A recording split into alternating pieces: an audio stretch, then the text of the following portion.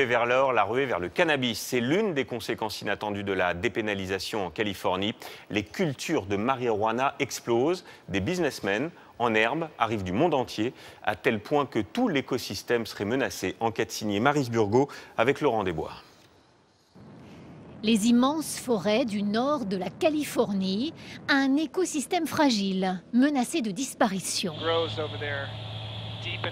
Pour comprendre, il faut survoler cette région avec l'Agence de protection de l'environnement. Regardez ces cicatrices, ces saignées dans la montagne. En plein champ ou sous des serres, les trafiquants cultivent des milliers de plants de cannabis du jamais vu à cette échelle. Le niveau de production est aujourd'hui totalement hors de contrôle. Cette culture du cannabis est une nouvelle ruée vers l'or. Elle attire ici des organisations criminelles, des gangs venus du monde entier. Et la police de l'État de Californie est littéralement débordée. Elle s'apprête justement aujourd'hui à mener un raid contre une plantation clandestine. En Californie, consommer de la marijuana pour des raisons thérapeutiques est autorisé. Mais planter du cannabis pour le revendre sur le marché noir est puni par la loi. Ces gars ont cette mentalité de considérer que puisque tout le monde le fait, ce n'est plus un crime. Voilà ce à quoi nous sommes confrontés.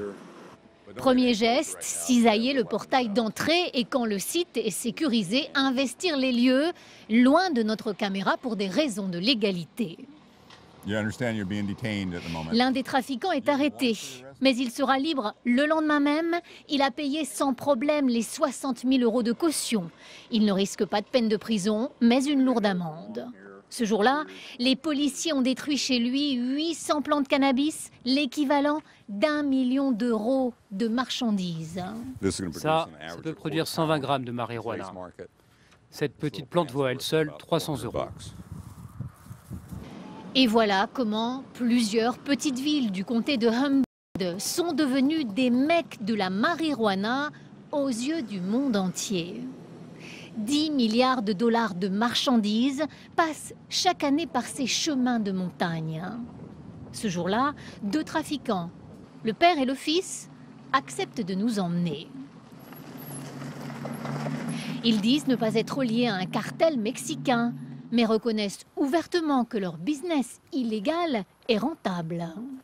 On ne paie pas d'impôts, c'est vrai, et on gagne plus d'argent que la plupart des gens. Mais il ne faut pas croire que c'est de l'argent facile parce qu'on est des trafiquants. Ce n'est pas vrai. On travaille dur et c'est difficile d'accéder au marché et de faire des affaires. Pour faire pousser un plant de cannabis, il faut en moyenne chaque jour 25 litres d'eau. Quotidiennement, 500 000 litres sont donc pompés illégalement dans ces rivières. C'est tout simplement une guerre de l'eau qui se profile dans cette région de Californie. Vous comprenez ici que les trafiquants vont se battre pour cette eau dont ils ont tant besoin, surtout quand les étés sont chauds et que le niveau des rivières est bas. Des images de la Terre vues par satellite montrent combien cette culture du cannabis est devenue intensive. Et chaque mois, de nouveaux arrivants s'installent dans la montagne. Un énième Eldorado, mais une catastrophe écologique.